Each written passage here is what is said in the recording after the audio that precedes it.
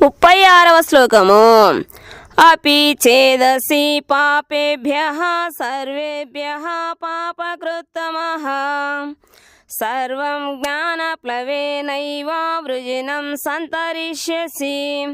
అపి అయినప్పటికీ, చేత్ అసి ఒకవేళ నీవు, పాపేభ్యః పాపులలో, సర్వేభ్యః అందరిలో, పాపకృత్తమః మహాపాపివి, సర్వం అట్టి పాపకర్మలన్నీ జ్ఞానప్లవేన దివ్య జ్ఞానమనే నౌక ద్వారా మాత్రమే ఏవా నిశ్చయముగా వృజినం దుఃఖసాగరమును సంతరిష్యసి నీవు పూర్తిగా దాటుదువు.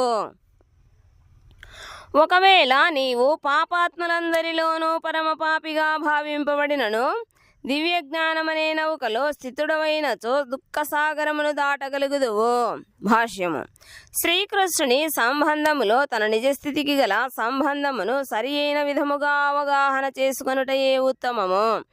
అది వెంటనే అజ్ఞాన సాగరములో కొనసాగే జీవన సంఘర్షణ నుండి మానవుని వెంటనే ఉద్ధరించును. ఈ భౌతిక జగత్తు కొన్నిసార్లు అజ్ఞాన సాగరమును, మరికొన్నిసార్లు దావానలముతో చుట్టబడిన అరణ్యముగును చెప్పబడును. ఎంతటి గజ ఈతగానికైనను సముద్రములో ప్రాణరక్షణమనేది ఎంతో కష్టము. ఎవరైనను ముందుకు వచ్చి ఆ ఈతగాడిని సముద్రము నుండి పైకి తీసినచో అతడే గొప్ప రక్షకుడగును. దేవాది దేవుని నుండి గ్రహించబడిన పరిపూర్ణ జ్ఞానమే ముక్తి మార్గము. అట్టి కృష్ణ చైతన్య నౌక మిక్కిలి సరళము మరియు మహోన్నతమైనది. 37వ శ్లోకము. యథైధాంసి సమిద్ధోగ్నిర్భస్మసాత్ కురుతేర్జున జ్ఞానాగ్నిః సర్వకర్మాణి భస్మసాత్ కురుతే తథా. యదా ఎట్లు ఏధాంసి కట్టెలను సమిద్ధ మండుచున్న అగ్ని అగ్ని భస్మసాత్ కురుతే బూడిదగా చేసివేయును. అర్జున అర్జున జ్ఞానాగ్ని జ్ఞానమనే అగ్ని సర్వకర్మాని సమస్త భౌతిక కర్మఫలములన్నింటినీ భస్మసాత్ కురుతే బూడిదగా చేసివేయును. తదా అట్లు. ఓ అర్జున, మండుచున్న అగ్ని కట్టెలను బూడిదగా చేయునట్లుగా జ్ఞానమనే అగ్ని భౌతిక కర్మ ఫలములనన్నింటినీ బూడిద చేసివేయును. భాష్యము. ఆత్మ పరమాత్మలు మరియు వాని మధ్య గల పరస్పర సంబంధమును గూర్చిన పరిపూర్ణ జ్ఞానము ఇక్కడ అగ్నితో పోల్చబడెను.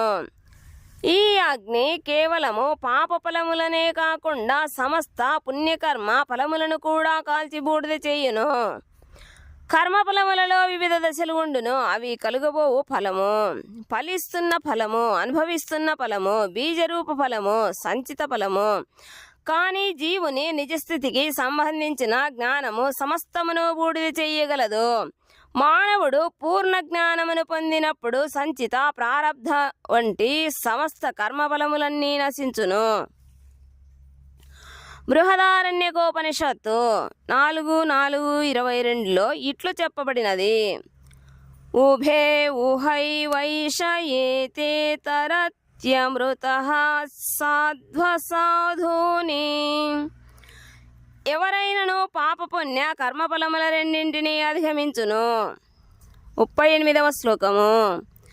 నహి జ్ఞానేన సదృశం పవిత్రమిహ విద్యతే తత్ స్వయం యోగ సంసిద్ధః కాలేనాత్మని వింధతి. హీ నిశ్చయముగా జ్ఞానేన జ్ఞానముతో సదృశం సమానమైన పవిత్రమైనది ఇహ ఈ జగత్తులో నా విద్యతే లేదు. తత్ అట్టిదానిని స్వయముగా యోగ సంసిద్ధి భక్తిలో పరిపక్వమైన వాడు కాలేన కాలక్రమమున ఆత్మని తనలోనే వింధతి అనుభవించును. ఈ జగత్తులో దివ్య జ్ఞానము వలె పవిత్రము మరియు మహోన్నతమైనది మరొక్కటి లేదు. అట్టి జ్ఞానము సమస్త యోగముల పక్వఫలము. భక్తియుక్త సేవలో పరిపూర్ణత్వమును సాధించిన వాడు కాలక్రమమున అట్టి జ్ఞానమును తనలోనే అనుభవించును. భాష్యము. మనము దివ్య జ్ఞానమును గూర్చి ప్రస్తావించినప్పుడు ఆధ్యాత్మిక అవగాహనతోనే ఆ కార్యమును చెయ్యుదుము.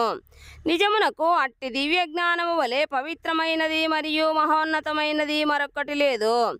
అజ్ఞానమే మన బంధముకు కారణము, జ్ఞానము ముక్తికి కారణము. ఈ భక్తియుక్త సేవ యొక్క పరిపక్వ ఫలమే జ్ఞానము. మానవుడు అట్టి దివ్య జ్ఞానములో నెలకొనినప్పుడు శాంతిని తనలోనే అనుభవించుట చేత దాని కొరకు బాహ్యమున ఎక్కడో వెతకనవసరము లేదు. మరో విధముగా చెప్పవలెననిన ఈ జ్ఞానము మరియు శాంతికి పరమ లక్ష్యమే కృష్ణ చైతన్యము. ఇదే భగవద్గీత చివరి వాక్యము. 39వ శ్లోకము. శ్రద్ధావాన్ లభతే జ్ఞానం తత్పరః సంయతేంద్రియః జ్ఞానం లబ్ధ్వా పరం శాంతిమచిరేనాధిగచ్చతి. శ్రద్ధావాన్ శ్రద్ధావంతుడు, లభతే పొందును, జ్ఞానం జ్ఞానమును, తత్పరః దాని పట్ల మిక్కిలి ఆసక్తి గలవాడై, సంయత ఇంద్రియ నియంత్రించబడిన ఇంద్రియములు గలవాడై, జ్ఞానం జ్ఞానమును లబ్ధ్వా పొంది, పరాం దివ్యమైన శాంతిం శాంతిని అచిరేనా అతి శీఘ్రముగా అధిగచ్చతి పొందును. దివ్య జ్ఞాన తత్పరుడు తన ఇంద్రియములను నిగ్రహించినవాడు అయిన శ్రద్ధావంతుడు అట్టి దివ్య జ్ఞానమును సాధించుటకు అర్హుడగును. దానిని సాధించి అతడు శీఘ్రమే పరమశాంతిని పొందును. భాష్యము.